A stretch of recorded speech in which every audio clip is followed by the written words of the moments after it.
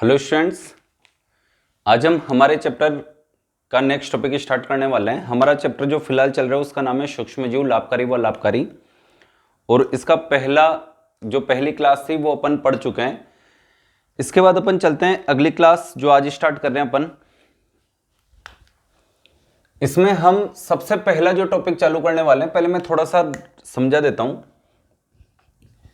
इससे पहले वाली क्लास में हमने सूक्ष्म जीव के बारे में पढ़ा था, और सूक्ष्म जीव दुनिया के वो सजीव होते हैं जिनको नग्न आंखों से नहीं देखा जा सकता। लेकिन ऐसे सजीव जिन्हें आप नग्न आंखों से देख सकते हो, इसका मतलब वो सूक्ष्म जीव नहीं है। नग्न आंखों से जिसे आप राइट मतलब देख सकते हो वो सूक्ष्म जीव नहीं है। लेकिन ऐसे सजीव जिन्हें आप नग्न आंखों से नहीं देख सकते हो, वो सारे के सारे क्या कहलाते हैं? सूक्ष्म जीव, यानी माइक्रोब्स। इसके हमने कुछ एग्जाम्पल्स लिखे थे। जैसे सबसे पहले हमने लिखा था प्रोटोजोआ संघ के सदस्य। अब प्रोटोजोआ संघ के सदस्य को खोजने का श्रेय किसे दिया जाता है? पिछला चैप्टर अपन ने एक पढ़ा था कोशिका, उसकी एक क्लास में हमने पढ़ा था कि सबसे पहले जीवित कोशिकाओं को खोजने का श्रेय एंटोनी वन ल्यूवेनहोक नामक वैज्ञानिक को दिया जाता है।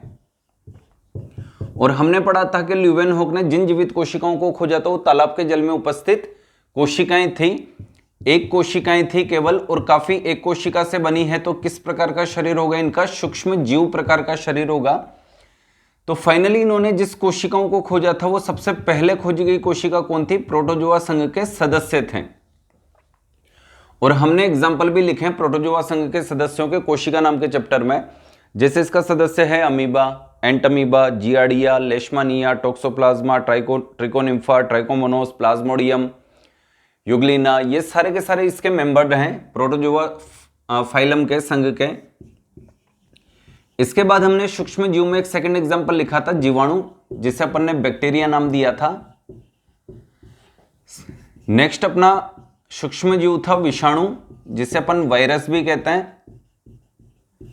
अगला जो सूक्ष्म जीव था अपने पास जीवाणु, विषाणु, शैवाल, इसे अपन एल्गी भी कहते हैं। और जो लास्ट हमने लिखा था वो था कवक, इसको अपन फफूंद भी कहते हैं। यहां तक कि फंजाई भी कहा जाता है या फंगस भी कहा जाता है इससे। फिर हमने थोड़ा सा ऐसा पढ़ा था कि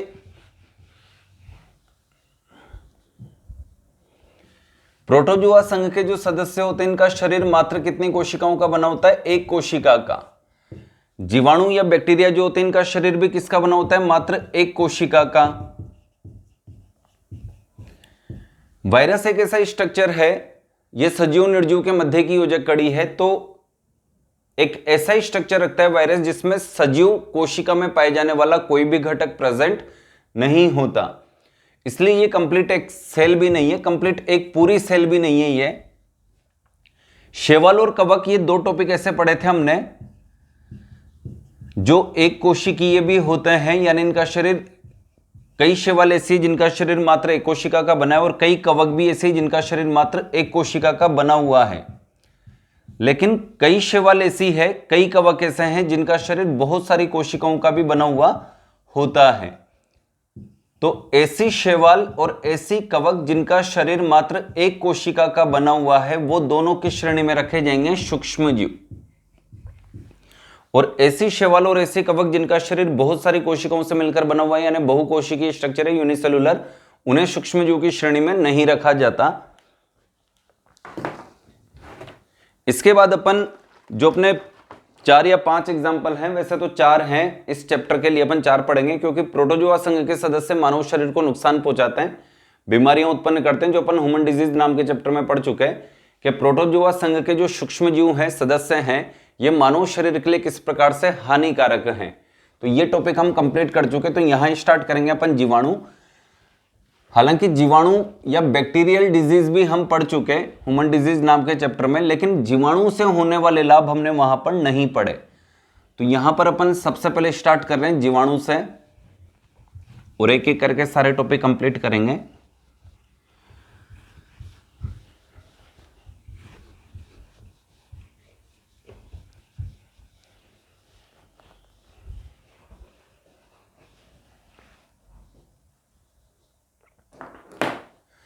सबसे पहला टॉपिक आज की क्लास के लिए जीवाणु, जिसे बैक्टीरिया भी कहा जाता है।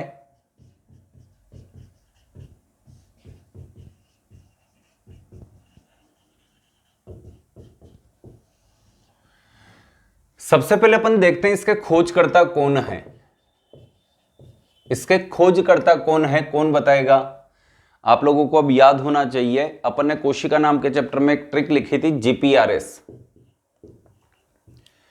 वहां हमने पढ़ा था जी का मतलब जीवाणु, पी का मतलब प्रोटोजोआ संघ के सदस्य, आर का मतलब आरबीसी और एस का मतलब स्पर्म यानी शुक्राणु। और हमने लिखा था कि जीवित कोशिका की खोज सबसे पहले एंटोनी वॉन ल्यूवेनहॉक नामक वैज्ञानिक ने की थी, और ल्यूवेनहॉक के द्वारा खोजी गई अन्य महत्वपूर्ण कोशिकाएं कौन कौन सी थी, तो हमने एज ए ट्रिक लिखा था जीपीआरएस। ये उनके द्वारा खोजी गई कुछ प्रमुख जीवित कोशिकाएं थी। सबसे पहले उन्होंने जिसको खोजा था वो प्रोटोजोआ संघ के सदस्य थे, लेकिन उन्होंने किसकी खोज भी की थी? जीवाणु की, आरबीसी की और स्पर्म की। जीवाणु की खोज उन्होंने कैसे की थी? एक बार वो दांत कुरचने की जो चिमटी जैसी आती है उससे वो अपने दांत कुरच रहे थे, तो उन्होंने देखा कि जो दांतों से निकला हुआ मेल था, उन्होंने सोचा कि जब पानी में अपने को सदस्य मिल सकते हैं, जंतु मिल सकते हैं, तो फिर इस मेल में भी कुछ न कुछ तो मिल जाएगा। फाइनली उन्होंने माइक्रोस्कोप के थ्रू उसको देखा तो उन्हें क्या मिले? उसमें जीवाणु। तो जीवाणु, प्रोटोजोआ, आरबीसी और स्पर्म, ये चार विशेष तौर पे याद रखना, कई बार पूछे जाते हैं प्रश्न। फिलहाल अपना टॉपिक चल रहा है जीवाणु, इसके खोजकर्ता कौन है? ल्यूवेनहॉक। तो यहां मैं लिख देता हूं एंटोनी वॉन ल्यूवेनहॉक।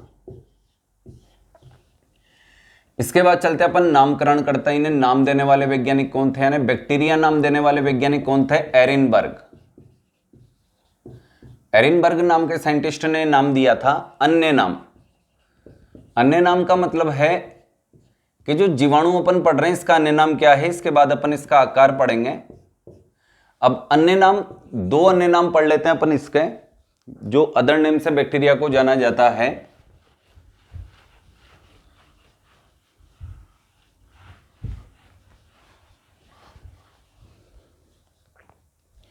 उसमें सबसे पहले है, इसे प्रोकैरियोटिक कोशिका कहते हैं।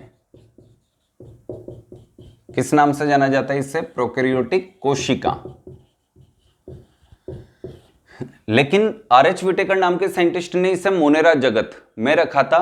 5 जगत बनाए थे उन्होंने, पंच जगत अवधारणा दी थी, 5 किंगडम थ्योरी। और उन 5 जगत में से एकमात्र जगत था मोनेरा, जिसमें सभी जीवाणुओं को उन्होंने रखा था।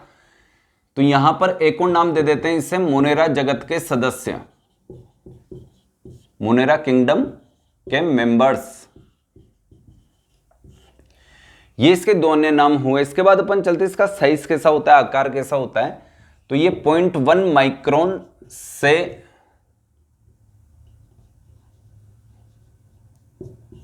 0.5 माइक्रोन, यहां लिख भी देता हूं मैं कि इससे किस नाम से जाना जाता है? माइक्रोन। कैसे निकालते हैं इस साइज को, अपन एक दिन किसी क्लास में देखेंगे। ये जैसे किलोमीटर, मीटर, सेंटीमीटर, मिलीमीटर, उससे भी छोटी साइज है ये माइक्रोन। एंगस्ट्रॉन क्या होता है, ये सब अपन देखेंगे। फिलहाल अपन आगे की तरफ चलते हैं कि एक पॉइंट और लिख देता हूं मैं यहां पर, जीवाणु विज्ञान के जनक, फादर ऑफ बैक्टीरियोलॉजी किसे कहा जाता है? एक अच्छा प्रश्न यह बनता है, आधुनिक जीवाणु विज्ञान के जनक, आधुनिक जीवाणु विज्ञान के जनक किसे कहा जाता है? एक और प्रश्न बनता है, संक्रामक रोगों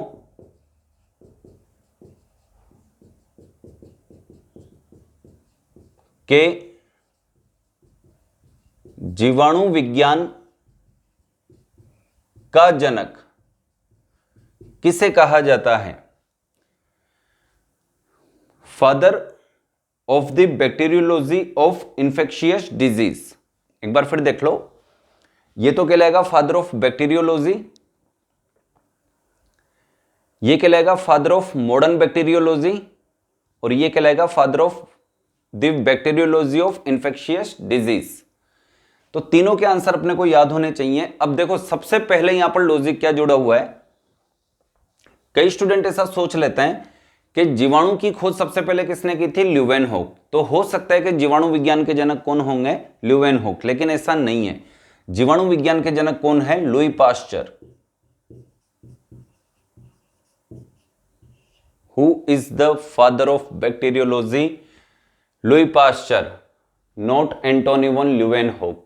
तो ये विशेष विशेष विशेष ध्यान रखने वाली चीज है कि अपने को एंटोनी वन ल्यूवेनहोक ने जीवाणु की खोज की थी, ये अपने को पता है, लेकिन वो फादर ऑफ बैक्टीरियोलॉजी नहीं थे। क्यों नहीं थे, उसके पीछे रीजन ये है कि एंटोनी वन ल्यूवेनहोक ने जिन जीवित कोशिकाओं को खोजा था उनमें सबसे पहले थी प्रोटोजोआ संघ के सदस्य, और उन्होंने एक नाम दिया था उन्हें tiny animal cell. Tiny animal cell, tiny का मतलब क्या होता है, सूक्ष्म, काफी छोटी, बहुत छोटी, इसलिए उन्हें सूक्ष्म जीव विज्ञान का जनक कहा जाता है, फादर ऑफ माइक्रोबायोलॉजी, जो अपन स्टार्टिंग में लिख चुके हैं। फादर ऑफ माइक्रोबायोलॉजी के नाम से उन्हें संबोधित किया जाता है ल्यूवेनहोक को। लेकिन बैक्टीरियाज पर रिसर्च करने वाले जो वैज्ञानिक थे उनका नाम था रॉबर्ट कोच, जो आधुनिक जीवाणु विज्ञान के बैक्टीरिया से संबंधित रिसर्च करने वाले थे लुई पास्चर, इसलिए जीवाणु विज्ञान के जनक कहलाए। किण्वन जैसी प्रोसेस, फर्मेंटेशन जिसे कहते हैं, वो इन्होंने दी थी, जो बैक्टीरियल बेस प्रोसेस है। देन आधुनिक जीवाणु विज्ञान के जनक किसे कहा जाता है, रॉबर्ट कोच। कहां लिखा था अपन ने रॉबर्ट कोच का नाम,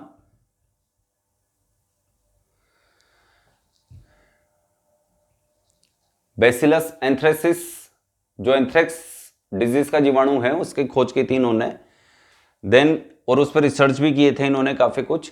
संक्रामक रोगों के जीवाणु विज्ञान का जनक, उसमें भी आंसर आता है रॉबर्ट कोच।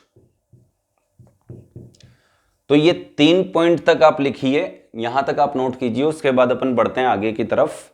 नेक्स्ट टॉपिक अपन लेते हैं जीवाणु से संबंधित 2 पॉइंट। वैसे तो मैं ऊपर लिख चुका, लेकिन फिर भी मैं आपको समझाने के लिए एक बार लिख देता हूं कि इसे प्रोकैरियोटिक कोशिका क्यों कहते हैं और इसे मोनेरा जगत का सदस्य कहा जाता है। तो मोनेरा जगत क्या होता है, तो इसको मैं मिटा देता हूं ऊपर से।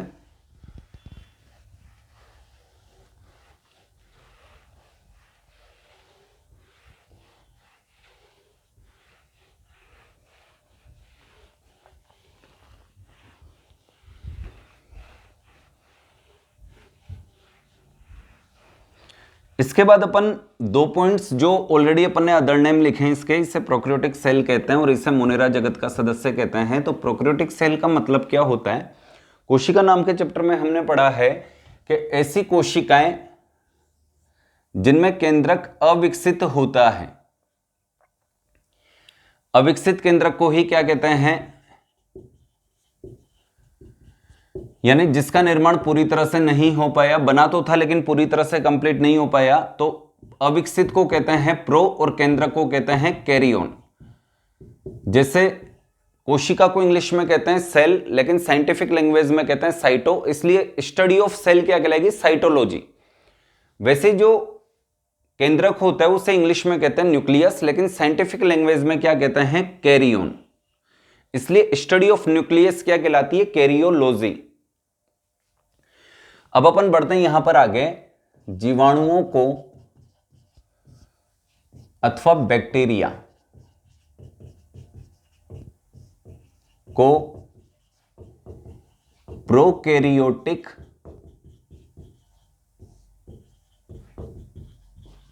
कोशिका कहा जाता है, क्योंकि इसमें अविकसित केंद्रक, अविकसित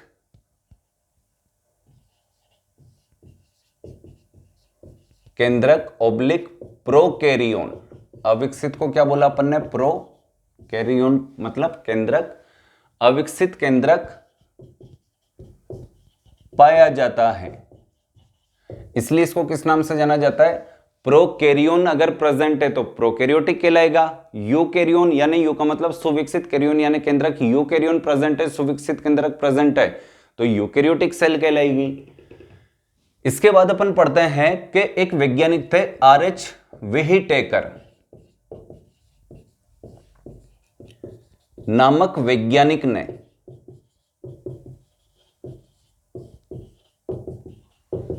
पंच जगत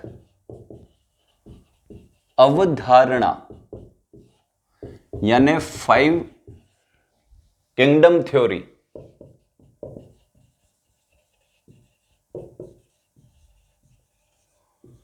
दी थी,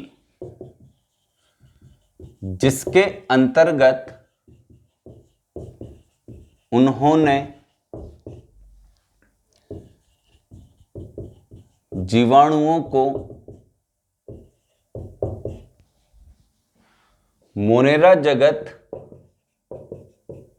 ये कई बार पूछा हुआ प्रश्न है, जीवाणुओं को किस जगत में स्थान दिया गया था? 5 जगत में से किस जगत में इन्होंने इनको एंट्री दी थी, निवास स्थान दिया था? वो था मोनेरा किंगडम, मोनेरा जगत में रखा था। ये 2 अच्छे प्रश्न कंप्लीट हुए। इसके बाद अपन चलते हैं स्ट्रक्चर ऑफ बैक्टीरिया, इसे आप नोट कीजिए।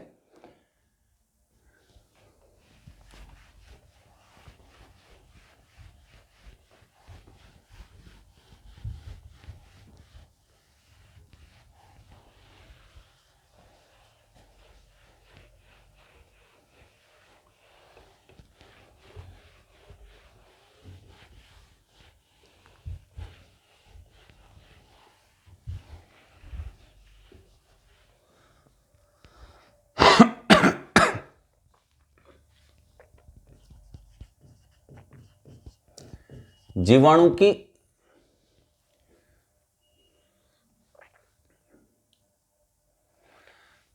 अच्छा, इससे पहले अपन एक काम करते हैं, कुछ उदाहरण लिख लेते हैं, कुछ प्रमुख जीवाणुओं के उदाहरण। कुछ प्रमुख जीवाणु, वो ये अगला पॉइंट लिख लेना, उसके बाद के नाम निम्न है। इसमें आप जैसे लिखना चाहो, नंबर करके लिखना चाहो तब भी अच्छी बात है, और डायरेक्ट लिखना चाहो तब भी अच्छी बात है। नंबर में क्या है, थोड़ी सहूलियत हो जाती है, अलग अलग दिखते हैं, होच पोच नहीं होता आदमी। जैसे कि सबसे पहले अपन देखते हैं कि इस दुनिया में सबसे पहले आने वाले बैक्टीरिया कौन थे? नीलहरित शैवाल। इसलिए फर्स्ट हम उन्हीं का नाम लिखेंगे, नीलहरित शैवाल। और इस दुनिया में सबसे पहले प्रकाश संश्लेषण करने वाले भी कौन थे? कोई पेड़ पौधे यानी कोई ग्रीन प्लांट अलग से नहीं था, वो बैक्टीरिया था एक। हालांकि ये भी प्लांट ही होते हैं बैक्टीरिया, लेकिन सबसे पहले जो फोटोसिंथेसिस किया था किसने किया था? ब्लू ग्रीन एल्गी, जिसको अपन साइनोबैक्टीरिया के नाम से भी जानते हैं। साइनोबैक्टीरिया, इसके कुछ उदाहरण मैंने आपको लिखाए थे, जैसे एनाबिना, नोस्टोक,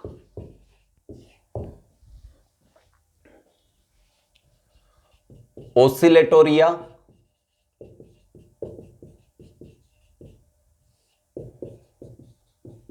स्पाइरुलिना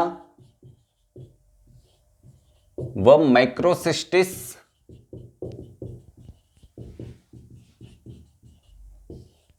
आदि।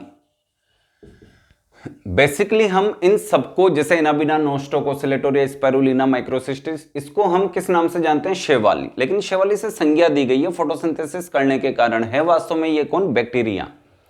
और बैक्टीरियाओं को किस वर्ग में, या सॉरी किस जगत में स्थान दिया है आर.एच. व्हिटेकर ने? मोनेरा जगत में।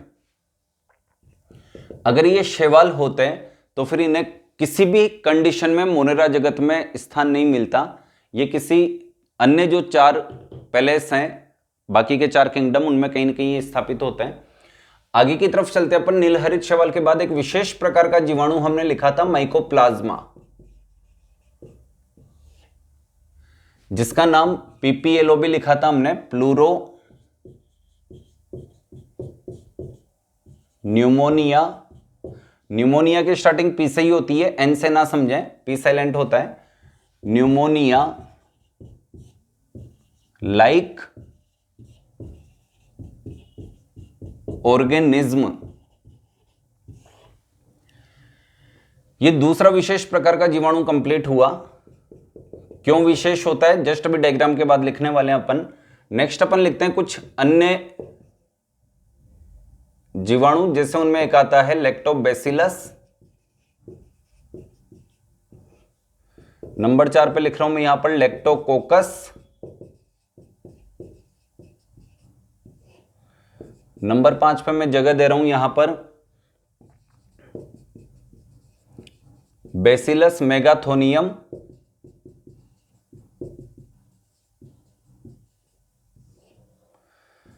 अगला है अपने पास, एक और लिखते हैं यहां पर सुडोमोनास।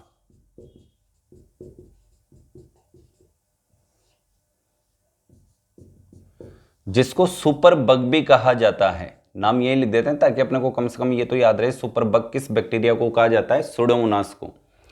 इसके बाद चलते हैं अपन स्ट्रेप्टोकोकस।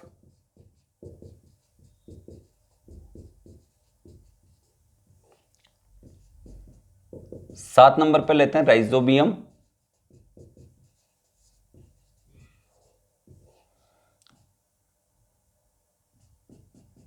आठ नंबर पे लेते हैं अपन यहां पर नाइट्रोसो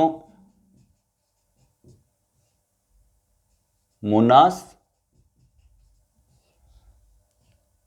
9 नंबर पे लेते हैं नाइट्रोसोबैक्टर।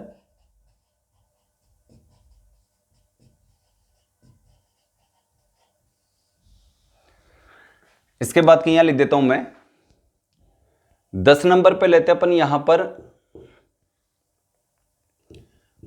क्लोस्ट्रीडियम।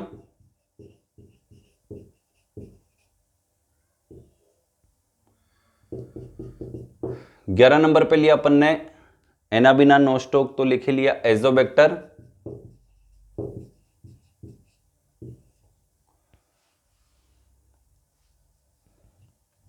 काफी हैं, फिर जैसे जैसे याद आते हैं वैसे वैसे अपन लिख लेंगे। वैसे कम से कम 8, 10, 15 बैक्टीरिया भी आप और लिख सकते हो, मैं नाम बता सकता हूं उनके, कैसे लिख सकते हैं आप। अपन ने एक ह्यूमन डिजीज नाम का चैप्टर पढ़ा था, उसमें कई बैक्टीरियल डिजीज हमने लिखी थी।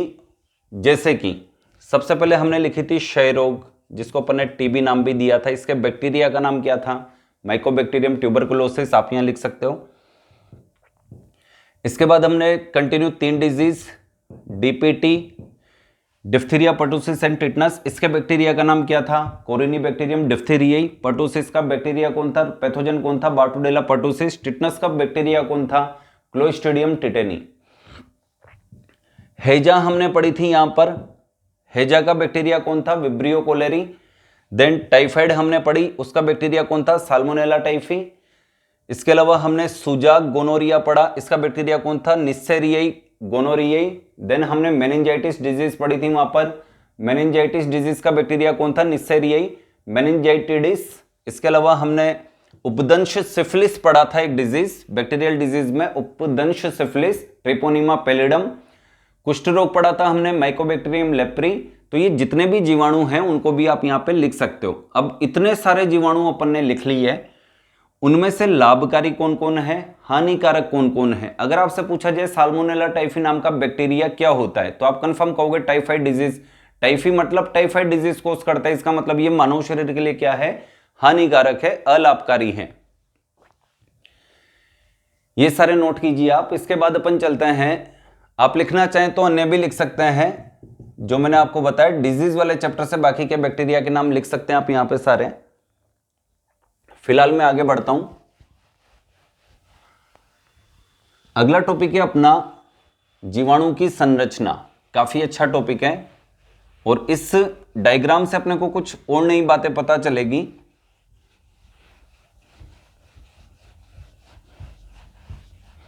कि बैक्टीरिया की संरचना में मुख्य रूप से क्या क्या पाया जाता है।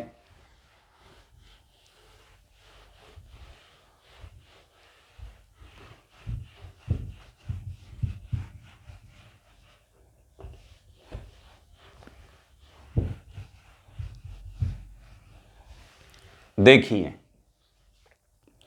सबसे पहले आप टाइटल लिखिए जीवाणु की संरचना।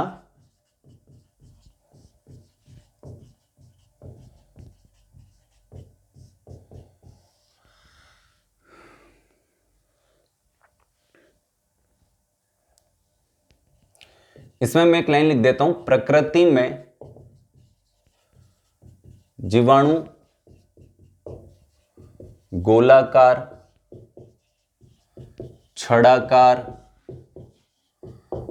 कोमाकार,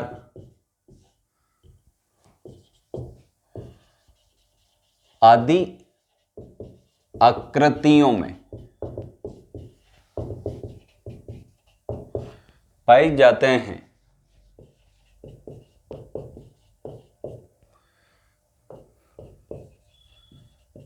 जीवाणु की सामान्य संरचना निम्न प्रकार है। एक कॉमन डायग्राम बनाने वाले हैं अपन, जिसमें जीवाणु की बॉडी में क्या क्या प्रेजेंट होता है वो अपन देख लेते हैं। उसको अपन अलग अलग डायग्राम में डिवाइड नहीं करेंगे, एक ही डायग्राम बनाएंगे अपन। ये आप नोट कर लो, इसके बाद अपन चलते हैं डायग्राम की तरफ।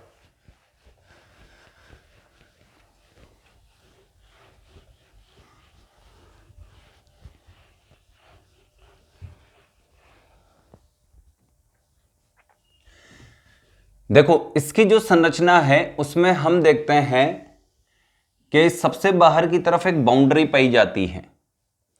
बाउंड्री कौन है, क्या है, इसका नाम ये अपन बाद में देखते हैं, लेकिन उससे पहले अपन देखते हैं कि इसकी संरचना से कुछ इस प्रकार की लंबी लंबी संरचना निकली रहती है। और इन लंबी संरचनाओं को किस नाम से जाना जाता है? कशाप। इन्हें कहते हैं फ्लैजिला। लेकिन इनकी बॉडी से कुछ छोटी छोटी संरचनाएं भी निकली रहती हैं।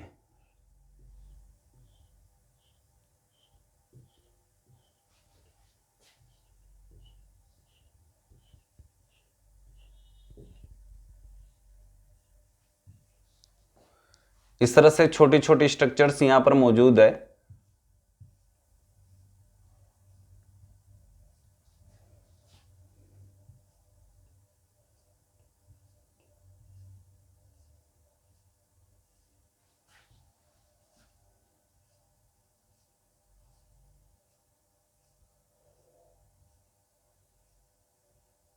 ये लो, इन छोटी छोटी संरचनाओं को किस नाम से जाना जाता है? पिली। PILLI, पिली। तो ये दो स्ट्रक्चर तो बाहरी रूप से कंप्लीट हुई, लेकिन अब अपन चलते हैं कि ये जो सबसे बाहर का स्ट्रक्चर है इसका नाम क्या है। तो फाइनली जब हमने इसको जाना, पहचाना, जांच की, तो ये कौन निकली? कोशिका भित्ति। अब अपने पास एक बात आ जाती है कि कोशिका भित्ति का पाया जाना तो सिर्फ प्लांट सेल का कैरेक्टर है, तो फिर इसके पास सेल वॉल कैसे? और अगर इसके पास सेल वॉल है तो क्या जीवाणु पादप होते हैं? बिल्कुल, ये क्या होते हैं? पादप होते हैं, प्लांट्स होते हैं। कोशिका भित्ति का पाया जाना दुनिया में एक ही का कैरेक्टर है, वो भी किसका? प्लांट सेल का। मीन्स जीवाणु क्या होते हैं? प्लांट्स। लेकिन यहां पर एक मैटर यह आता है कि इसकी जो कोशिका भित्ति है वो प्लांट्स की तरह cellulose, hemicellulose, pectin, lignin, suberin इनकी बनी हुई नहीं होती। यहां पे एक नया केमिकल पाया गया, N-एसिटाइल म्यूरेमिक एसिड,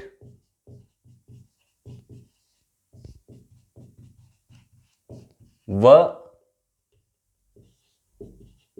N-एसिटाइल ग्लूकासेमिन।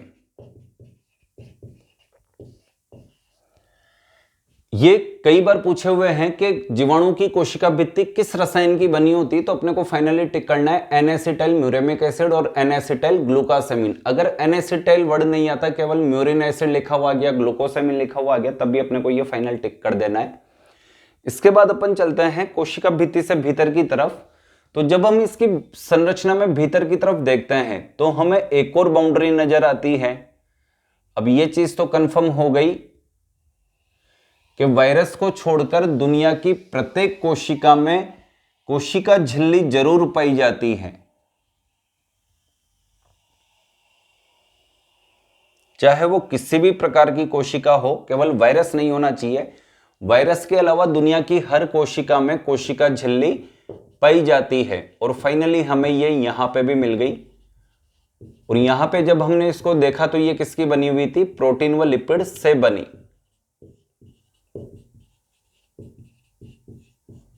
बिल्कुल अन्य कोशिकाओं के समान ये भी किसकी बनी थी? प्रोटीन और लिपिड की। लेकिन हमने यहां पे एक विशेष स्ट्रक्चर देखा इसकी कोशिका झिल्ली में। एक जगह बना देता हूं मैं केवल। इसकी झिल्ली में ये इस तरह के कुछ फोल्ड्स दिखाई दिए, वलय। और इन वलयों को किस नाम से जाना जाता है? मीसोसोम। मीसोसोम। अब हमने जब इसके कार्य का पता किया तो हमें पता चला कि ये तो रेस्पिरेशन का कार्य करता है, श्वसन के लिए उत्तरदायी, श्वसन के लिए रेस्पॉन्सिबल होता है मीसोसोम, जो कोशिका झिल्ली का रूपांतरण माना जाता है या होता है।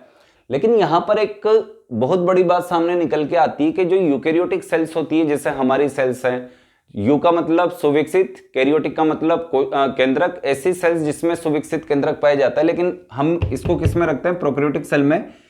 इसमें अविकसित केंद्रक पाया जाता है, यानी प्रो यानी अविकसित, कैरियोन यानी केंद्रक पाया जाता है। तो जो यूकेरियोटिक सेल्स होती है उसमें श्वसन का काम मीसोसोम नहीं करता, क्योंकि वह मीसोसोम प्रेजेंट नहीं होता। मीसोसोम का पाया जाना केवल किसका गुण है? प्रोकैरियोटिक सेल का, न कि यूकेरियोटिक सेल का।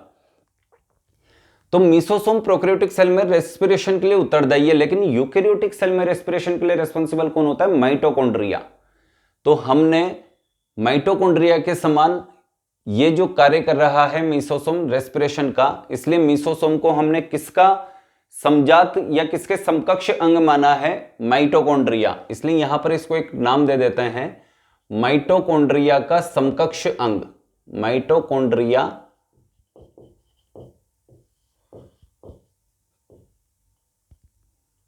का समकक्ष अंग या भाग। एक प्रश्न पूछा जा सकता है, देखो माइटोकॉन्ड्रिया जो होता है अपने को अच्छे से पता है, माइटोकॉन्ड्रिया दोहरी झिल्ली युक्त कोशिकांग है। और झिल्ली वाले जितने भी कोशिकांग होते हैं, चाहे वो दोहरी झिल्ली वाले हो चाहे वो एकल झिल्ली वाले हो, झिल्ली वाला एक भी कोशिकांग इस प्रोकैरियोटिक कोशिका में यानी जीवाणुओं में नहीं पाया जाता है। तो ये कंफर्म है कि माइटोकॉन्ड्रिया जीवाणुओं में प्रेजेंट नहीं होता। अब माइटोकॉन्ड्रिया का काम क्या है? श्वसन करना। अगर झिल्ली वाले कोशिकांग जैसे कि माइटोकॉन्ड्रिया, हरित लवक, गोल्जिका, अंतःप्रद्रवी जालिका, लाइसोसोम, सेंट्रोसोम, ये सब झिल्ली वाले कोशिकांग हैं। माइटोकॉन्ड्रिया भी झिल्ली वाला कोशिकांग है, प्रोकैरियोटिक सेल में नहीं पाया जाता। तो फिर प्रोकैरियोटिक सेल रेस्पिरेशन कैसे करती है? तो राइट आंसर जाता है मीसोसोम के द्वारा, जो किसका समकक्ष मान लिया गया? माइटोकॉन्ड्रिया का समकक्ष अंग या भाग मान लिया गया है। इसके बाद अपन चलते हैं, कोशिका भित्ति हमने पढ़ी, कोशिका झिल्ली हमने पढ़ी, बारी बारी से अंदर चल रहे हैं अपन। अब थोड़ा और अंदर गए तो सबसे पहले हमने इसका जो खाली स्थान यहां पे बचा हुआ है उसमें देखा कि क्या इसमें कोशिका द्रव्य या जीव द्रव्य भरा हुआ है। तो बिल्कुल इसमें यहां पर कोशिका द्रव्य या जीव द्रव्य भरा हुआ था। हालांकि इसका न्यूक्लियस पूरी तरह से क्लियर नहीं होता, इसलिए इसको कोशिका द्रव्य कहना ज्यादा उचित है। ये लो यहां पे बना दिया मैंने, फिर भी अपन इसे जीव द्रव्य नाम दे सकते हैं, ऐसा कोई बड़ा इश्यू भी नहीं है। फाइनली हमने कोशिका के अंदर भरे हुए इस द्रव्य को नाम दे दिया कोशिका द्रव्य, साइटोप्लाज्म। ये रहा। अब हम इस कोशिका द्रव्य के अंदर गए कि इस कोशिका द्रव्य में क्या क्या पदार्थ या मैटर उपस्थित है। तो सबसे पहले हमने देखा कि इस कोशिका के भीतर एक टूटी फूटी सी संरचना मौजूद है, जिसने कोशिश तो करी थी बनने की लेकिन पूरी तरह से नहीं बन पाई। और इस संरचना का नाम क्या है? अविकसित केंद्रक। यह केंद्रक था जो बनना चाहता था, पूरी तरह से अपने आप को मैच्योर करना चाहता था, कंप्लीट करना चाहता था, लेकिन यह पूरी तरह से कंप्लीट नहीं हो पाया, इनकम्प्लीट रह गया। इसलिए इसे क्या नाम दिया? अविकसित केंद्रक। और अविकसित केंद्रक को ही हम किस नाम से जानते हैं? अविकसित को कहते हैं प्रो, केंद्रक को कहते हैं कैरियोन। कई वैज्ञानिकों ने शुरुआत में इसे कहा था कि केंद्रक के समान दिखने वाली संरचना है, लेकिन ये वास्तव में केंद्रक ही थी। फिर भी इसको नाम दिया था केंद्रकाप। जैसे अपन कहते हैं चंद्राप चंद्रमा के समान, वैसे केंद्रकाप केंद्रक के समान। कुछ साइंटिफिक नेम भी हैं इसके, जैसे इसको जिनोफोर भी कहा जाता है और इसको न्यूक्लियोइड भी कहा जाता है।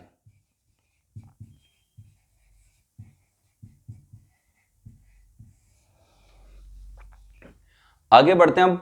अब हम अच्छे से जानते हैं कि कोशिका के केंद्रक के भीतर गुणसूत्र उपस्थित होते हैं।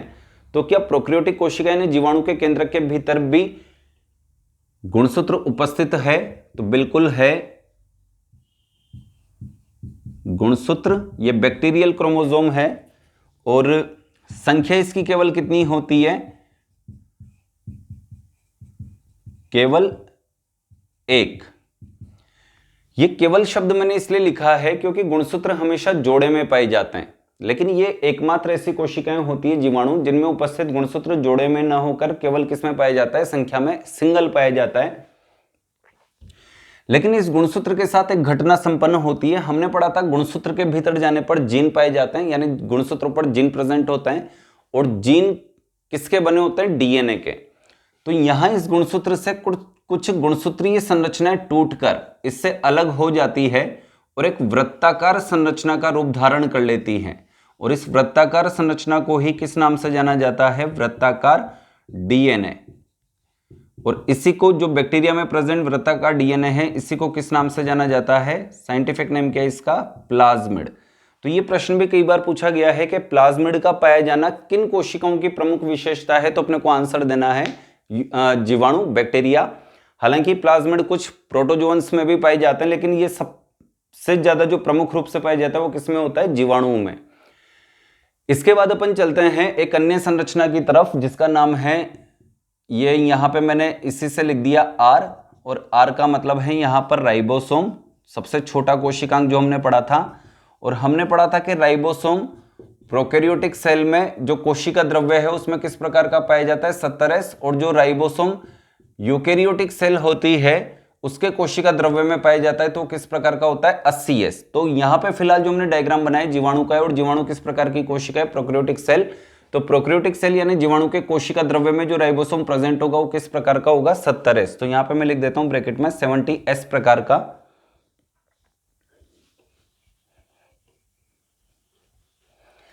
इसी के साथ आपके इस बैक्टीरियल स्ट्रक्चर का टॉपिक कंप्लीट हुआ। इसे आप अच्छे से नोट कर लें। मुझे बस यहां पर एक नोट लिखाना है।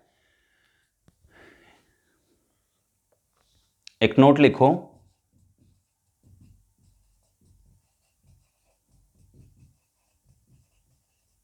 माइकोप्लाज्मा नामक जीवाणु में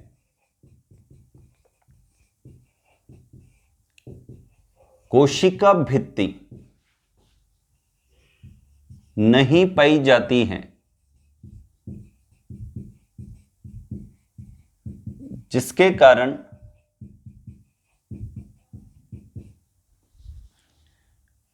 यह अपना रूप अथवा आकृति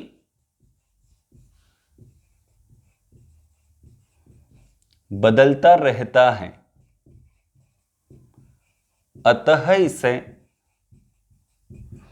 देखो जीवाणु पादप है, इसका क्या प्रूफ है कि साइंटिस्टों ने खुद ये प्रूव किया है कि इसके पास कोशिका भित्ति न होने के कारण ये अपना रूप बदलता रहता है। इस वजह से इसे पादप जगत का जोकर कहते हैं। अगर ये जंतु होता तो इसे जंतु जगत का जोकर कहा जाता, लेकिन इस जीवाणु को क्या नाम दिया है? पादप जगत का जोकर। अतः इसे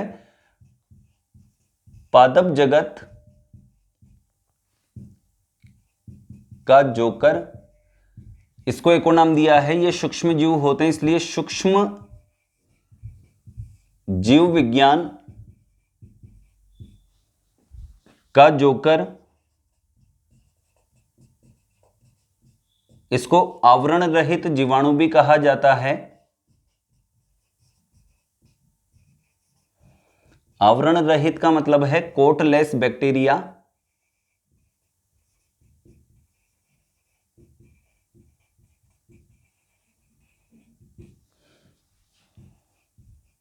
कहा जाता है। ये इसके नाम हुए। जो मैंने आपसे कहा था माइकोप्लाज्मा के बारे में मुझे कुछ लिखाना है, वो यहाँ पे मैंने नोट करवा दिया आपको। इसे अच्छे से लिखें। पादप जगत का जोकर, सूक्ष्म जीव विज्ञान का जोकर, आवरण रहित जीवाणु यानी कोटलेस बैक्टीरिया, यानी कोट नहीं पहना इसने, कपड़ा नहीं पहना इसने, जो कोशिका भित्ति नाम का था। इसके बाद अपन चलते हैं अपने नेक्स्ट टॉपिक की तरफ कि जीवाणु मानव शरीर के लिए किस प्रकार लाभकारी होते हैं और जीवाणु मानव शरीर के लिए किस प्रकार हानिकारक होते हैं। मैं इसे मिटा देता हूं।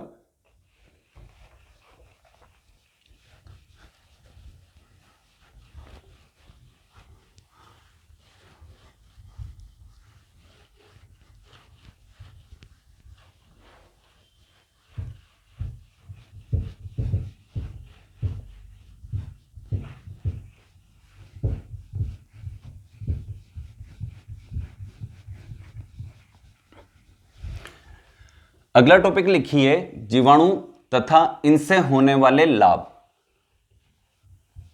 या फिर लाभकारी जीवाणु तथा इनसे होने वाले लाभ।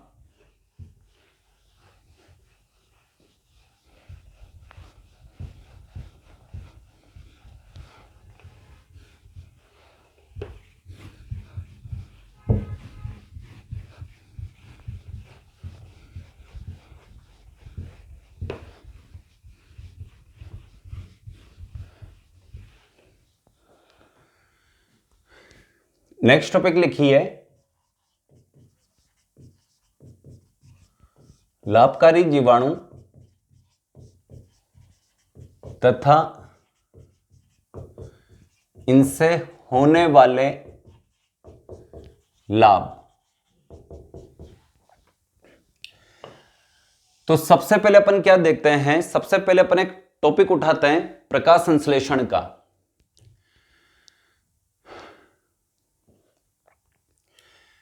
मानव जीवन को या सजीवों को जीवित रहने के लिए किस गैस की आवश्यकता होती है? ऑक्सीजन। अब बात आती है कि ऑक्सीजन कहां मिलती है? वायुमंडल में। लेकिन वायुमंडल में ऑक्सीजन कहां से आती है? कौन छोड़ता है इन्हें? पेड़ पौधे। अब पेड़ पौधे छोड़ते हैं तो किस क्रिया के द्वारा छोड़ते हैं? तो नाम आता है प्रकाश संश्लेषण। अब प्रकाश संश्लेषण के द्वारा छोड़ते हैं तो ये कुछ लेकर ही छोड़ते होंगे, तो ये कौन सी गैस लेते हैं वायुमंडल से? CO2। इस क्रिया को कहते हैं फोटोसिंथेसिस, यानी प्रकाश संश्लेषण क्रिया में पेड़ पौधे कौन सी गैस लेते हैं? CO2। और कौन सी गैस छोड़ते हैं? O2। लेकिन अगर श्वसन की बात करें तो वो बिल्कुल हमारे समान होता है, चाहे दिन हो या रात। पेड़ पौधे श्वसन क्रिया के लिए कौन सी गैस लेंगे? O2। और कौन सी छोड़ेंगे? बिल्कुल हमारे समान करते हैं ये क्रिया, CO2 ही छोड़ेंगे। श्वसन क्रिया दिन और रात दोनों समय संपन्न होती है, जबकि प्रकाश संश्लेषण क्रिया केवल, यानी ये वाली प्रोसेस केवल दिन में संपन्न होती है। तो एक प्रश्न काफी कंफ्यूज करता है कि पेड़ पौधे दिन में O2 लेते हैं, CO2 छोड़ते हैं, रात में CO2 लेते हैं। ऐसा कुछ कंफ्यूजन सा है कि दिन में CO2 लेते हैं, O2 छोड़ते हैं, रात में O2 लेते हैं, CO2 छोड़ते हैं। लेकिन ऐसा ये सब मिथ्या उदाहरणा है। अपने को तो सिर्फ क्या याद रखना है कि अगर वो श्वसन क्रिया पूछता है तो श्वसन चाहे पेड़ पौधे करें या जंतु करें या हम करें, हम भी जंतु हैं, तो हम दिन हो या रात श्वसन में ऑक्सीजन ही लेंगे, CO2 छोड़ेंगे। पेड़ पौधे भी दिन हो या रात श्वसन में ऑक्सीजन लेंगे, CO2 छोड़ेंगे।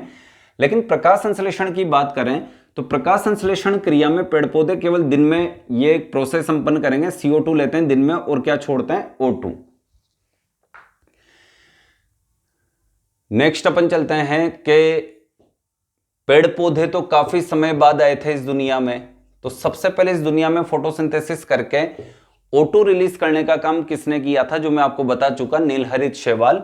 सबसे पहले आने वाले बैक्टीरियाज थे ये इस दुनिया में, और एज ए प्लांट भी सबसे पहले यही आए थे, और इन्होंने ही सबसे पहले फोटोसिंथेसिस किया था। और कौन सी गैस रिलीज की थी? O2। इनके अलावा जो अदर बैक्टीरिया होते हैं वो भी प्रकाश संश्लेषण करते हैं, लेकिन वो प्रकाश संश्लेषण क्रिया द्वारा ऑक्सीजन गैस रिलीज न करके सल्फर रिलीज करते हैं, यानी गंधक। तो पहला पॉइंट अपन यहीं से स्टार्ट करेंगे, जीवाणु से होने वाले लाभ के। ये प्रकाश संश्लेषण क्रिया द्वारा ऑक्सीजन गैस रिलीज करते हैं, जिससे पर्यावरण क्या बना रहता है? शुद्ध बना रहता है। शुरुआत करते अपन नील हरित शैवाल, जिसे अपन ने blue green algae oblique cyanobacteria नाम दिया था।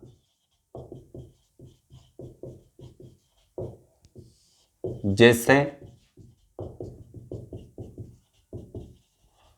Anabaena, Nostoc.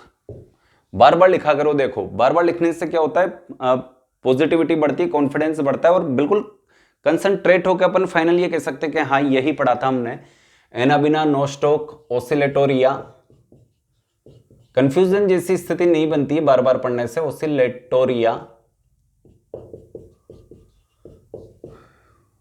स्पाइरुलिना व माइक्रोसिस्टिस।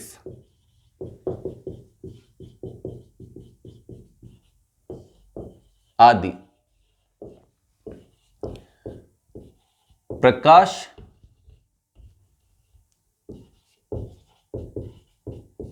संश्लेषण, प्रकाश संश्लेषण यानी फोटोसिंथेसिस क्रिया संपन्न करके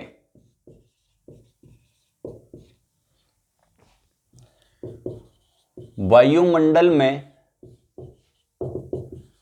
O2 मुक्त करते हैं, जिससे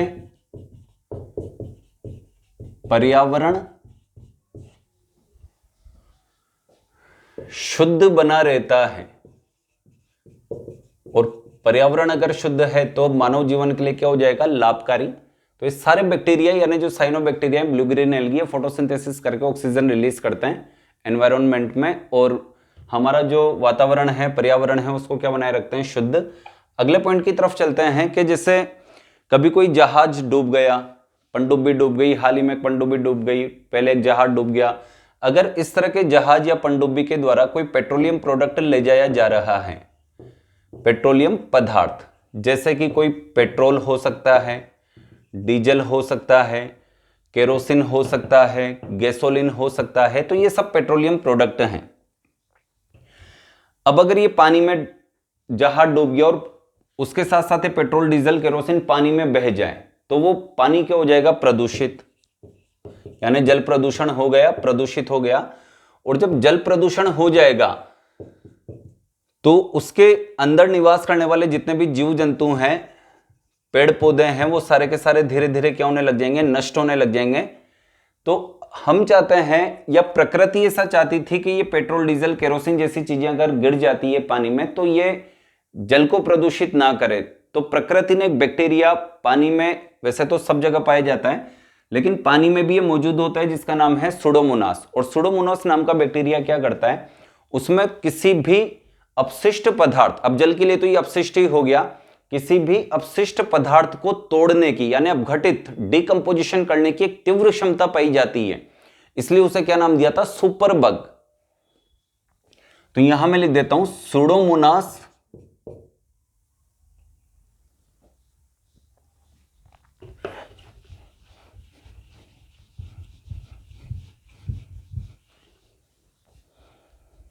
स्यूडोमोनास, इसकी स्पेलिंग भी पी से स्टार्ट होती है, नामक जीवाणु जल स्रोतों में पेट्रोलियम पदार्थ जैसे पेट्रोल, डीजल, केरोसिन व गैसोलीन आदि के गिर जाने अथवा फैल जाने पर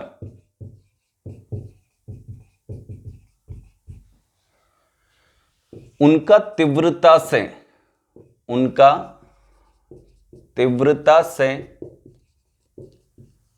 अपघटन यानी डिकम्पोजिशन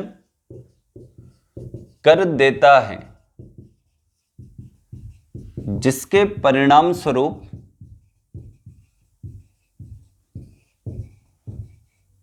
जल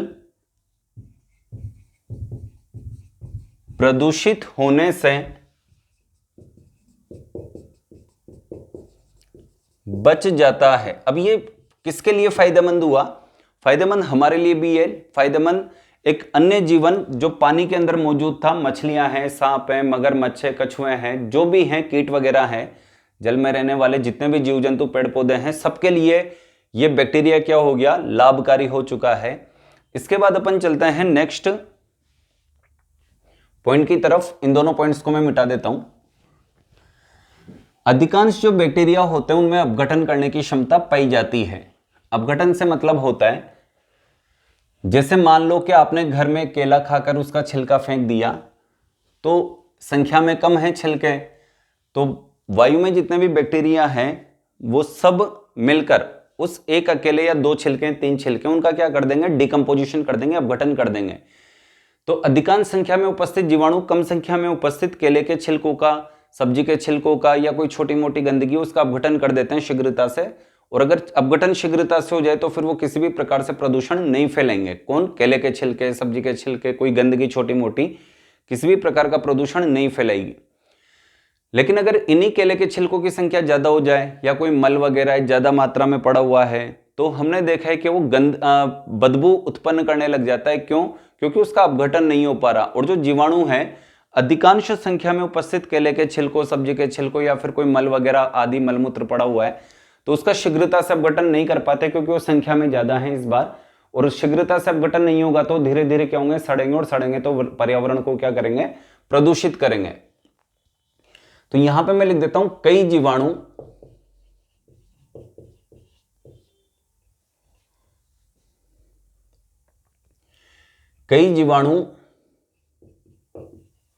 गोबर,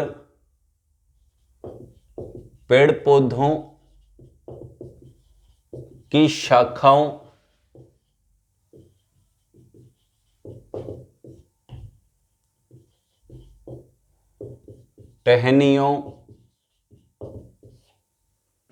टहनियों पहले लिखते हैं,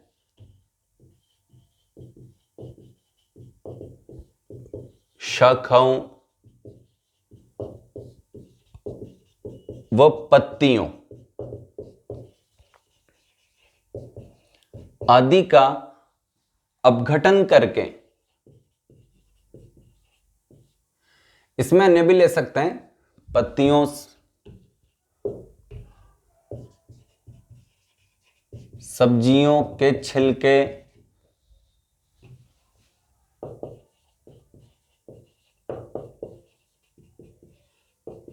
आदि का अपघटन करके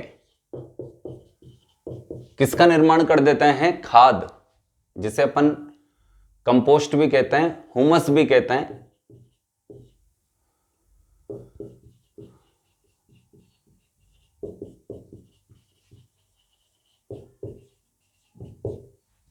का निर्माण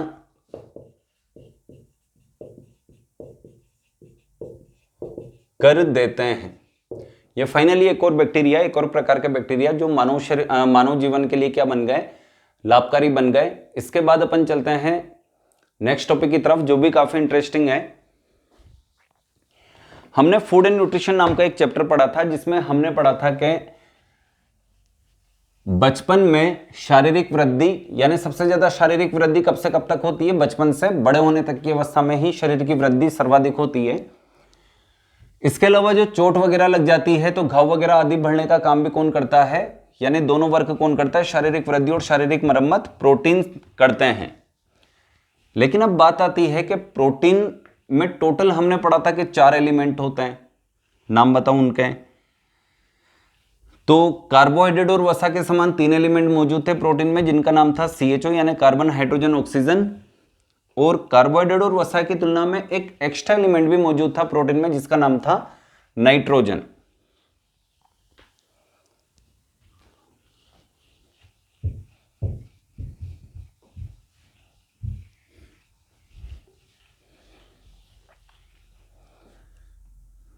देखो इधर हमने पढ़ा था कि कार्बोहाइड्रेट 3 एलिमेंट से मिलकर बना होता है CHO।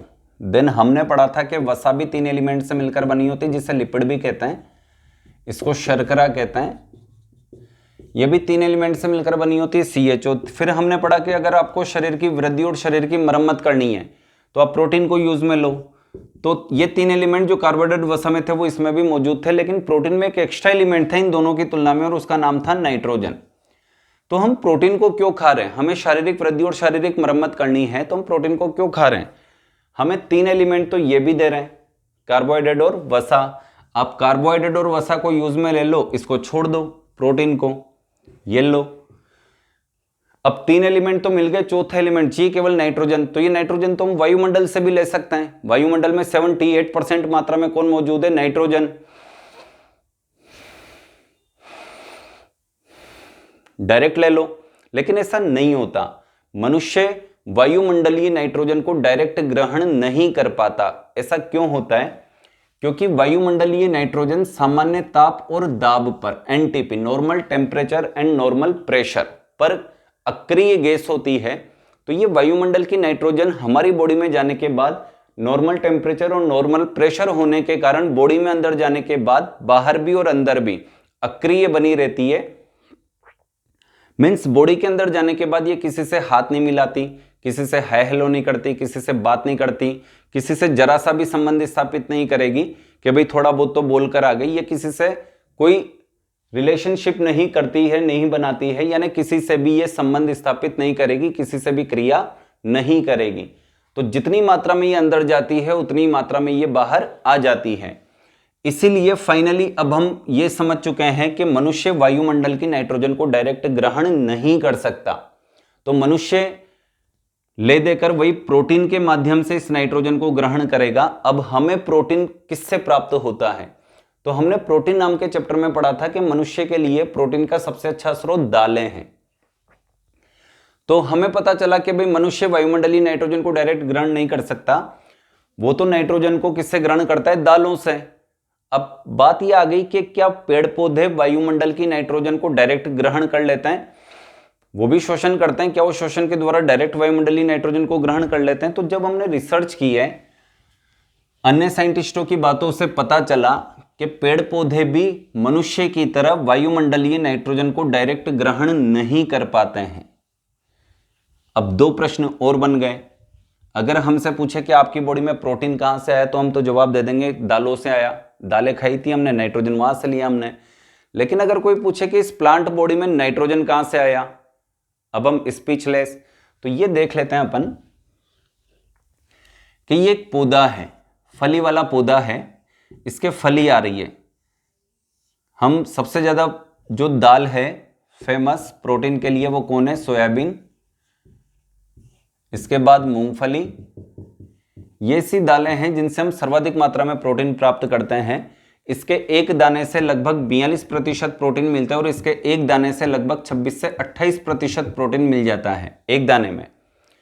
अब ये रहे वो दाने सोयाबीन के मान लो या मूंगफली के मान लो, ये रहे वो फली के अंदर दाने। अब हमें पता चला कि हमने प्रोटीन किससे या नाइट्रोजन किससे प्राप्त किया? इन दानों से, इन फलियों से। लेकिन अब प्रश्न ये आ रहा है कि इनके भीतर प्रोटीन, यानी प्रोटीन प्रेजेंट इनके अंदर, हम प्रोटीन ही प्राप्त करते हैं और प्रोटीन में भी सबसे जो इंपॉर्टेंट एलिमेंट है फिलहाल हमारे लिए वो कौन है? नाइट्रोजन। तो इनकी बॉडी में नाइट्रोजन कहां से आया? क्या पेड़ पौधे शोषण के द्वारा वायुमंडलीय नाइट्रोजन को डायरेक्ट ग्रहण कर लेते हैं? नहीं, ये भी नहीं कर पाते हैं। तो फिर इनकी बॉडी में नाइट्रोजन कैसे आया, इसको अपन समझ लेते हैं। पेड़ पौधों का एक गुण होता है कि ये नाइट्रोजन को नाइट्रोजन के रूप में ग्रहण नहीं कर पाते, ये नाइट्रोजन को नाइट्रेट के रूप में ग्रहण कर सकते हैं। किस रूप में ग्रहण कर सकते हैं? नाइट्रेट के रूप में, NO3-। लेकिन इनके सामने बस ये एक ही समस्या है कि अगर नाइट्रेट के रूप में ये मिल जाए तो फिर ये नाइट्रोजन कहां चला जाएगा? इन दानों में।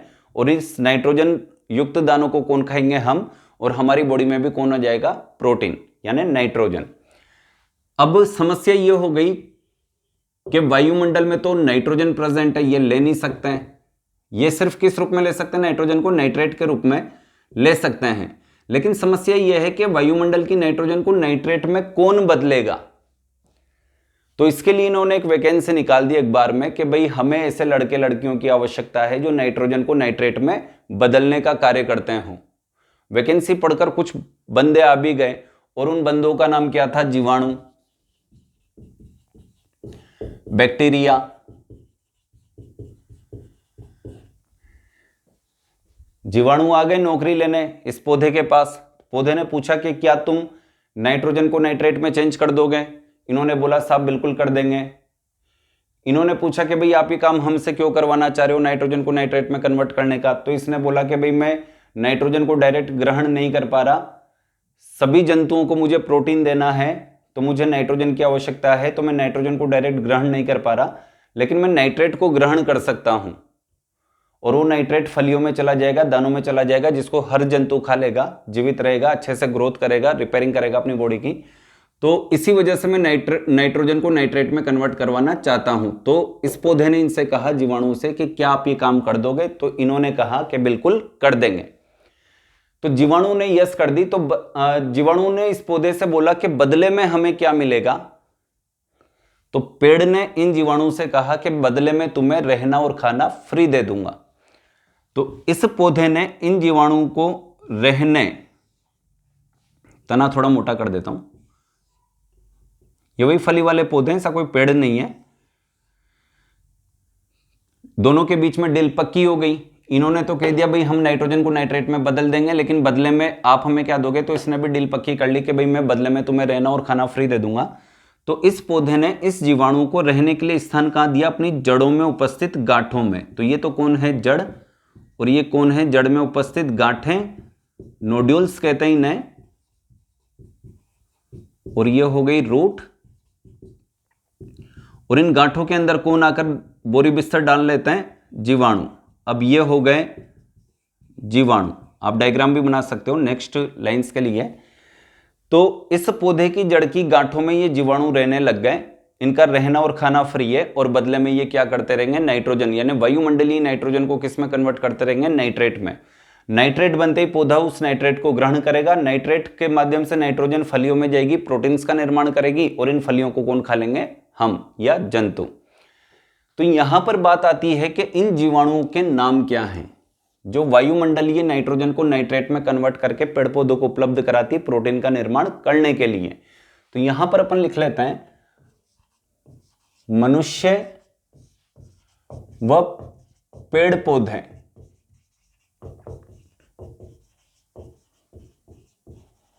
वायुमंडलीय नाइट्रोजन को सीधे नाइट्रोजन के रूप में ग्रहण नहीं कर पाते हैं। अब हम मनुष्य को ले लेते हैं। मनुष्य नाइट्रोजन को प्रोटीन, चलो इसमें मैं रीजन लिख देता हूं अगर रीजन पूछ लें, क्योंकि सामान्य ताप व दाब पर यानी एनटीपी पर नाइट्रोजन एक अक्रिय गैस होती है। बॉडी के अंदर चली भी जाएगी रेस्पिरेशन के द्वारा, तो अंदर जाकर किसी से भी क्रिया नहीं करेगी। तो अब बात ये आ गई, तो फिर मनुष्य की बॉडी में प्रोटीन कहां से आया? तो मनुष्य ने तो जवाब दे दिया भाई मैंने तो पेड़ पौधों से प्राप्त किया था, फलियों से प्राप्त किया था, दालों से प्राप्त किया था। तो मनुष्य ने तो जवाब दे दिया, ये लिख दिया मैंने यहां पर, मनुष्य नाइट्रोजन को प्रोटीन के रूप में मुख्यतः दालों से प्राप्त करते हैं। प्रोटीन हमें अनाज से भी मिल जाता है, लेकिन मुख्य रूप से किससे मिलता है? दालों से, क्योंकि अनाज में कम मात्रा में होगा और प्रोटीन के मुख्य स्रोत हमारे लिए कौन हो गए? दालें। दालों से प्राप्त करता है।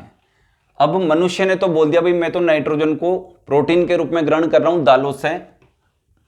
अब दाल वाले पौधों से पूछा गया कि आप कैसे ग्रहण कर रहे हो? तो फिर उसने जवाब दिया भाई मैंने ऐसे ऐसे करके कुछ जीवाणुओं को अपने पास रखा है, मैं नाइट्रोजन को तो ग्रहण नहीं कर सकता, नाइट्रेट को ग्रहण कर सकता हूं। तो नाइट्रोजन को नाइट्रेट में कन्वर्ट करने वाले कुछ बंदे यानी लड़के लड़की यानी जीवाणु मैंने रखे हुए हैं, तो वो मेरा ये काम कर देते हैं, नाइट्रोजन को नाइट्रेट में कन्वर्ट करते हैं। मैं नाइट्रेट को ग्रहण करता हूं, प्रोटीन्स बनाता हूं, दालों में उन्हें संचित करता हूं और उसी को मनुष्य और अन्य जंतु खा लेते हैं। तो पेड़ पौधों से पूछा गया कि भाई ठीक है, जीवाणु जो हैं नाइट्रोजन को नाइट्रेट में कन्वर्ट करते हैं, ये आपका काम तो कर रहे हैं, लेकिन बदले में आप इन्हें क्या देते हो? तो पेड़ ने बोला बदले में मैं इन्हें अपनी जो जड़ की गांठें हैं उसमें रहना और खाना फ्री दे रहा हूं। तो नेक्स्ट पॉइंट अपन लिखते हैं कि शिंब ओब्लिक फली ओब्लिक लेग्यूमिनेसी, ये एक कुल है। मुख्य रूप से जीवाणु इन पौधों की गांठों में रहते हैं। कुल के पादप वायुमंडलीय नाइट्रोजन को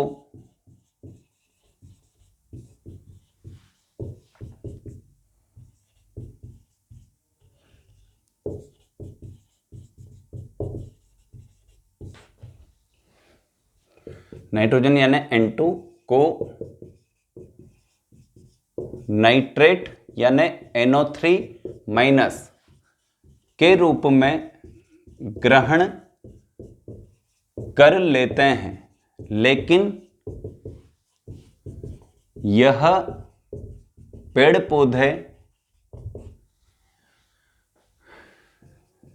स्वयं नाइट्रोजन को नाइट्रेट में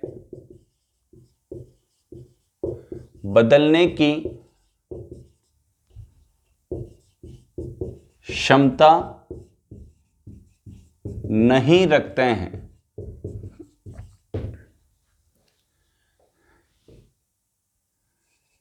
इन पेड़ पौधों के लिए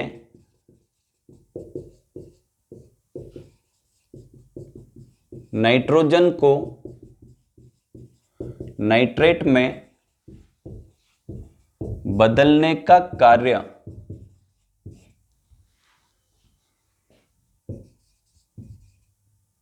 कुछ जीवाणुओं जैसे, अब यहां पे उन बैक्टीरियाज के नाम लिख देता हूं मैं जिनमें सबसे फेमस कई बार पढ़ा अपन ने, राइजोबियम,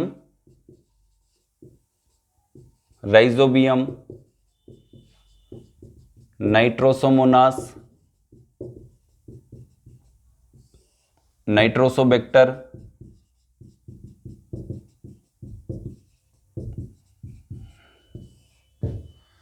एनाबिना नोस्टोक,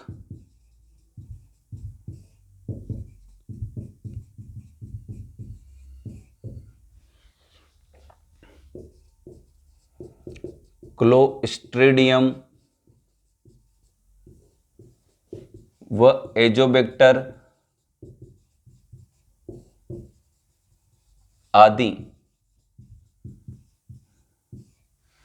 जीवाणु पहले लिख चुके अपन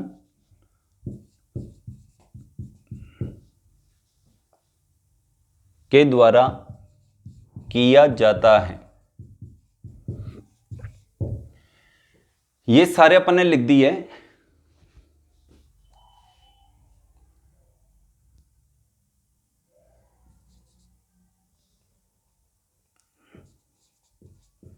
इन जीवाणुओं के द्वारा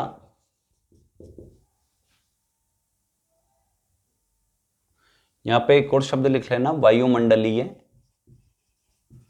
नाइट्रोजन को नाइट्रेट में बदलने का कार्य कुछ जीवाणुओं द्वारा, जैसा कि ये नाम है, आदि के द्वारा किया जाता है। इन जीवाणुओं द्वारा निर्मित नाइट्रेट को यह पेड़ पौधे ग्रहण कर लेते हैं, जिससे वह प्रोटीन का निर्माण करते हैं।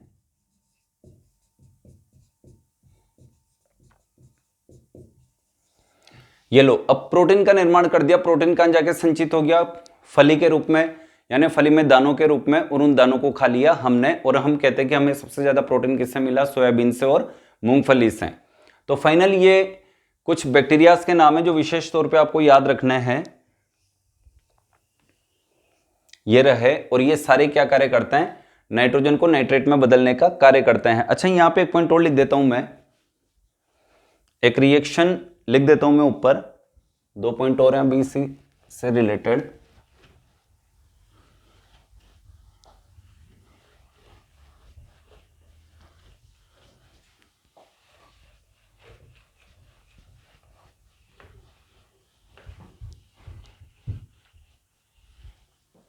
देखो, एक समीकरण लिखी जाती है, nitrogen NO2 minus NO3 minus, इसको अपन कहते हैं नाइट्रोजन, इसको कहते हैं नाइट्राइट, इसको कहते हैं नाइट्रेट। एक प्रमुख जो जीवाणु है नाइट्रोसोमोनास, और यहां लिखते हैं नाइट्रोसोबैक्टर।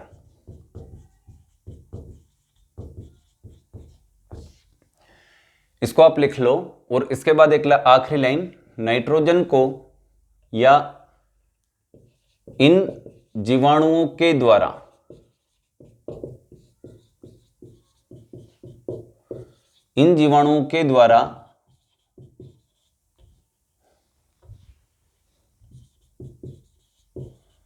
वायुमंडलीय नाइट्रोजन को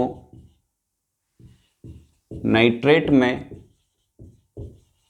बदलने की यह क्रिया, यानी जो सारा प्रोसेस हमने पढ़ा, यह क्रिया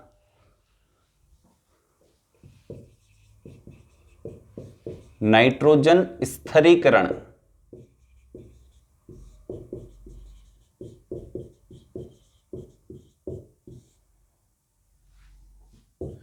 इसे कहते हैं नाइट्रोजन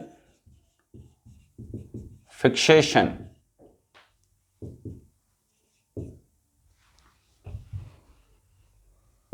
कहते हैं, यहां तक आप नोट करो, तब तक मैं इसे मिटा देता हूं।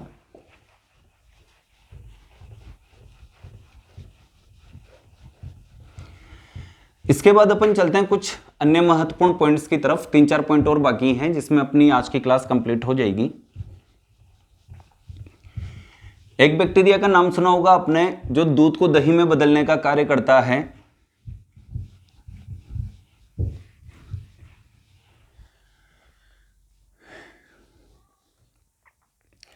सामान्यतः आपने सुना होगा कि भाई दूध को जमा दो ताकि सवेरे तक ये दही बन जाए, यानी दूध को दही में कन्वर्ट करना है, तो हम इसमें क्या डालते हैं, जावण।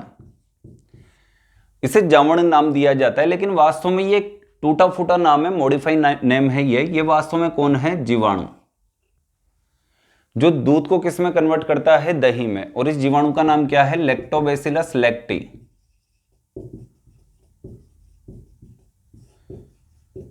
ये जो जावण अपन डालते हैं ये उसमें मौजूद होता है, और ये दूध को किस में कन्वर्ट कर देता है, दही में। तो अपन एक पॉइंट यहां पे लिख लेते हैं, ये भी लाभकारी हुआ हमारे लिए, क्योंकि दूध से किसका निर्माण कर रही है, दही का। एक बैक्टीरिया का नाम लिख रहा हूं मैं यहां पर, लैक्टोबैसिलस लैक्टी नामक जीवाणु दूध में उपस्थित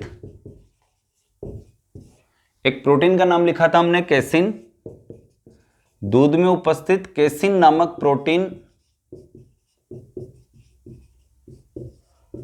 को संयुग्मित करके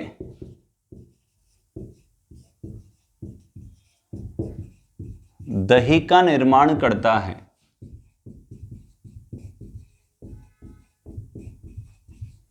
ये लो,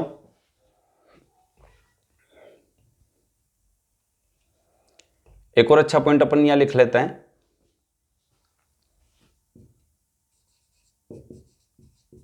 लैक्टोकोकस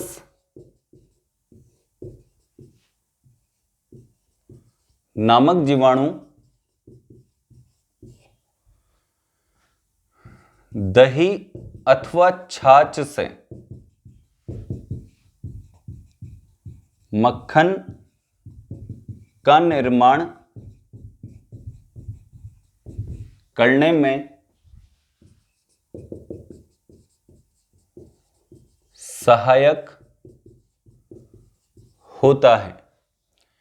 ये खाने पीने की चीजों की बात हुई। इसके बाद अपन चलते हैं, लैक्टोबैसिलस हो गया अपना, लैक्टोकोकस हो गया, एक और लिख देता हूं मैं, हालांकि उसे यूज नहीं करना चाहिए तंबाकू आदि को, लेकिन बैसिलस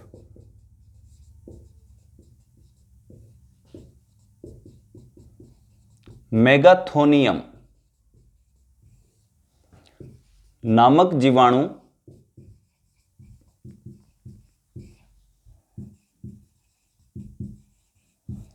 तंबाकू की पत्ती में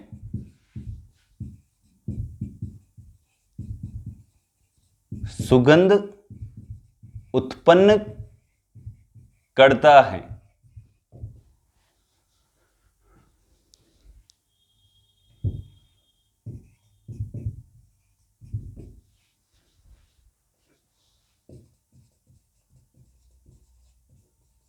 ये लो,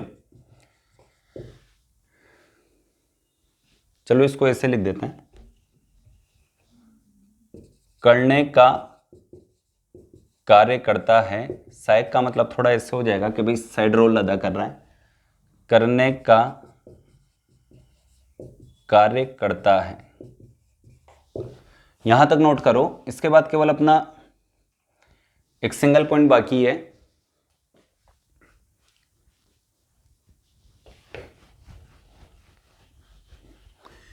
एक जीवाणु का नाम आपने सुना होगा, स्ट्रेप्टोकोकस ग्रेसियस।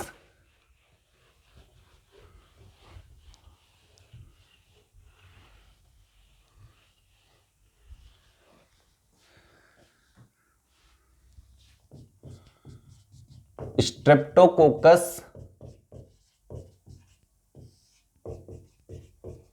ग्रेसियस नामक जीवाणु से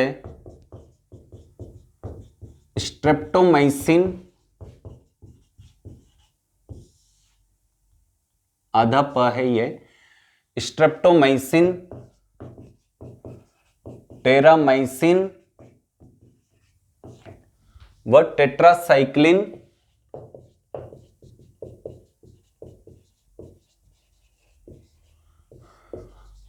आदि प्रतिजैविकों, प्रतिजैविक का मतलब होता है एंटीबायोटिक्स, का निर्माण किया गया है। अब स्ट्रेप्टोकोकस से अगर इन एंटीबायोटिक्स का निर्माण किया तो ये हमारे लिए लाभकारी हुआ। कई बीमारियों से ये हमें क्या बचाती, मतलब क्या प्रदान करती है, इम्यून पावर, लड़ने की क्षमता।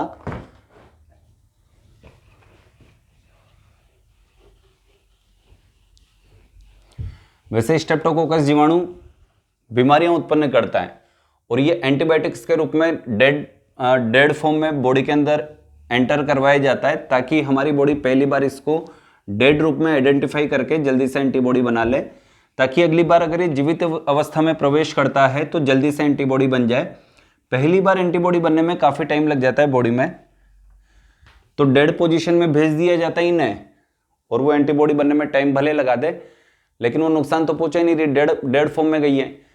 अब नेक्स्ट टाइम अगर ये स्ट्रेप्टोकोकस ग्रेसियस जीवित अवस्था में प्रवेश कर जाए तो फिर जल्दी से क्या बन जाएगी, एंटीबॉडी, और वो एंटीबॉडी इस आने वाले एंटीजन, ये एज एंटीजन जाता है, उसको किल कर देगा और हम बीमार होने से बच जाएंगे। यह आपका कंप्लीट हुआ लाभकारी जीवाणु। अब नेक्स्ट टॉपिक डालिए, हानिकारक जीवाणु तथा इनसे होने वाली हानियां।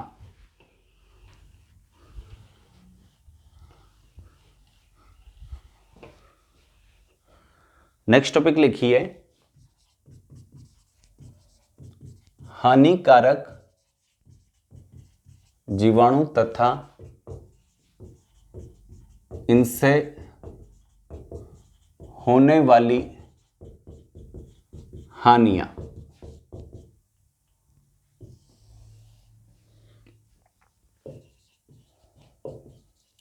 कई जीवाणु मानव शरीर में जीवाणु जनित रोग उत्पन्न कर देते हैं, जिसके परिणाम स्वरूप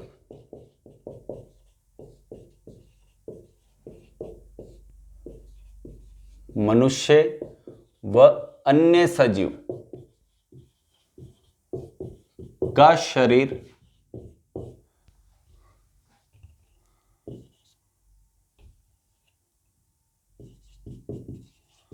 हानिकारक रूप से प्रभावित हो जाता है। इसी के साथ हमारी आज की क्लास कंप्लीट। हमने जीवाणु के बारे में काफी कुछ पढ़ा है और उम्मीद है कि आप धीरे धीरे इसे अच्छे से याद करेंगे, क्योंकि बैक्टीरियाज के नाम याद करने में थोड़ी कठिनाई होती है, लेकिन स्टेप बाय स्टेप पढ़ोगे तो सब याद हो जाते हैं। यहां पर अगर आप एग्जाम्पल की बात करें तो क्षय रोग, डिप्थीरिया, पर्टुसिस, टिटनस, हैजा, टाइफाइड, कुष्ठ, एंथ्रेक्स, प्लेग, इसके अलावा सूजा, गोनोरिया, मेनिंजाइटिस, एंथ्रेक्स और उपदंश, सिफिलिस, इन सारे रोगों के जो बैक्टीरिया थे जीवाणु जनित रोग में लिखे थे, उन सारे बैक्टीरिया के नाम आप यहां पर लिख सकते हो। इसी के साथ वैसे तो ये सारे बैक्टीरिया आप वहां पढ़ लोगे, लेकिन अगर आपको लगता है कि यहां पे भी लिखना है तो मैंने जो ह्यूमन डिजीज नाम का चैप्टर पढ़ा था अपन ने, उसमें जो बैक्टीरियल डिजीज थी वहां से आप उन सभी बैक्टीरिया के नाम एज ए टेबल, पूरी टेबल बनाई है अपन ने वहां पर, वहां से नोट कर सकते हो। इसी के साथ अपनी जीवाणु से संबंधित क्लास कंप्लीट। जो हानिकारक भी पढ़े हमने, लाभकारी जीवाणु भी पढ़े। इसके बाद हम अगली क्लास में मिलेंगे वायरल यानी वायरस के साथ, कि वायरस किस प्रकार से ह्यूमन बॉडी के लिए लाभकारी और हानिकारक होता है।